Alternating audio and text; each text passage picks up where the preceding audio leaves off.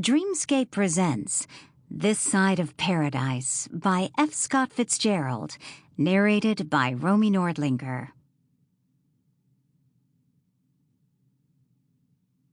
Book 1, The Romantic Egotist.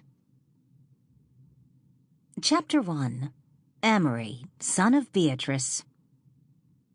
Amory Blaine inherited from his mother every trait, except the stray, inexpressible few that made him worthwhile. His father, an ineffectual, inarticulate man with a taste for Byron and a habit of drowsing over the Encyclopedia Britannica, grew wealthy at 30 through the death of two elder brothers, successful Chicago brokers, and in the first flush of feeling that the world was his, went to Bar Harbor and met Beatrice O'Hara.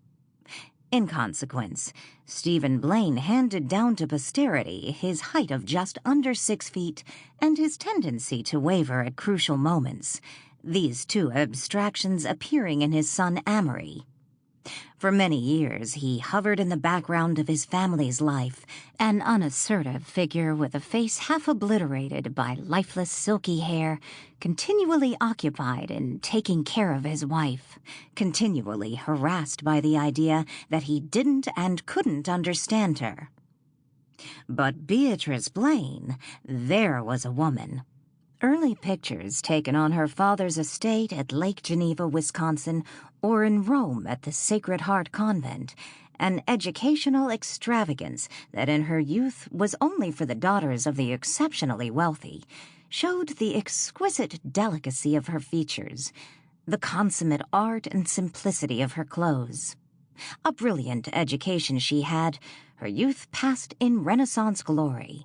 She was versed in the latest gossip of the older Roman families, known by name as a fabulously wealthy American girl to Cardinal Vittori and Queen Margherita, and more subtle celebrities that one must have had some culture even to have heard of.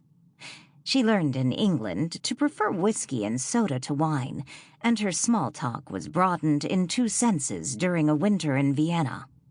All in all, Beatrice O'Hara absorbed the sort of education that will be quite impossible ever again, a tutelage measured by the number of things and people one could be contemptuous of and charming about, a culture rich in all arts and traditions, barren of all ideas.